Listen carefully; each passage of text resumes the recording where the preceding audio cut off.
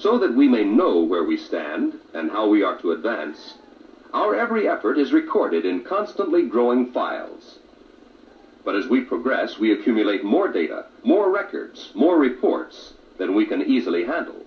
Even through the use of present-day office equipment, it becomes increasingly difficult to process this accumulation to obtain the information we need. This is an old program I found online. It's from the 1950s, I think. I love watching these old programs, actually, and it's cool because you can find a bunch of them online just floating around. And if you think about it, what better way to step into the 1950s or the 1940s than watching these old videos and these old programs that were created back then for the people back then. Sure do get a smooth shave with this electric razor. Hope your dad won't mind. Hope your dad won't mind me using your electric razor. And that's not even an electric razor commercial. That is what is called a PSA, or a public service announcement, which is this really weird type of program that was, I guess, very popular back in the 1950s and 40s.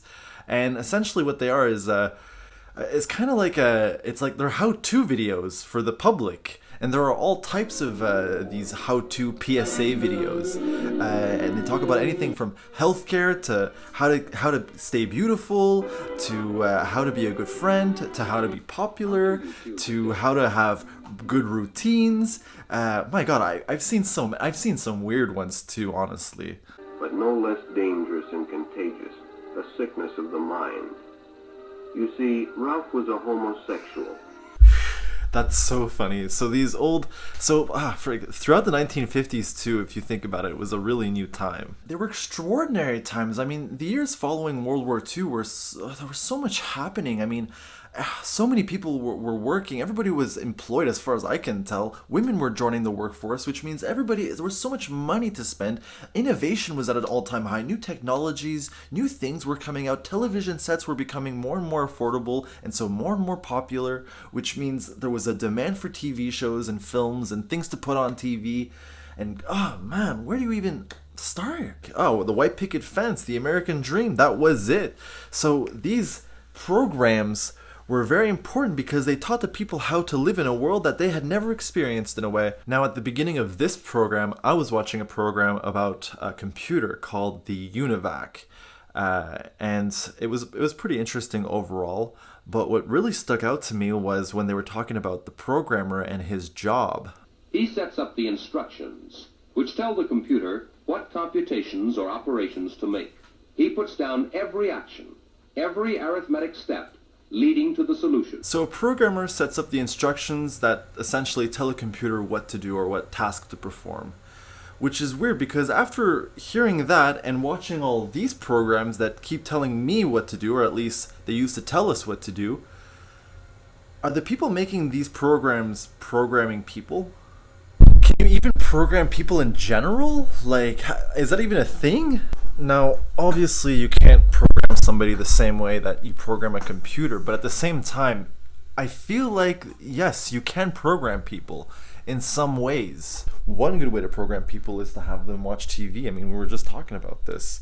When I was a kid, I remember watching a bunch of these little short videos between TV shows that would essentially tell me how to live. You know, they would tell me just how to be and what to think sometimes, you know what I mean? So that's just one example. Even your language, you could say that your parents programmed you to speak a certain type of language, whether it be French or English or whatever, and that was programmed into you. No, because they teach you how to speak a language.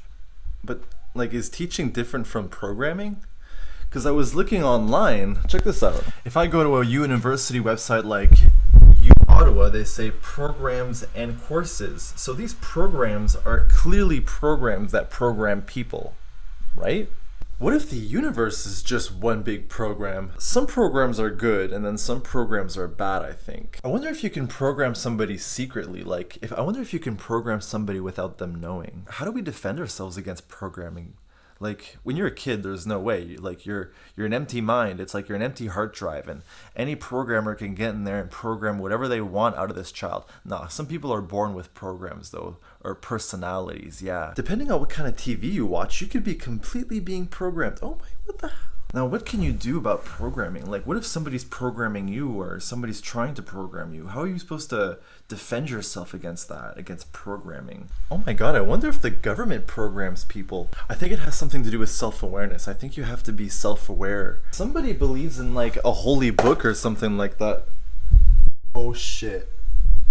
Any religious person, anybody who just reads books in general, is being programmed, because if you look at the word programmed, I guess it comes from Greek, meaning pro-graphin, which means previously or before written. And books are exactly that. Books are all things that have been written previously to now, or to the now, which means no, whatever. Wow, way too far, chat. Just stop.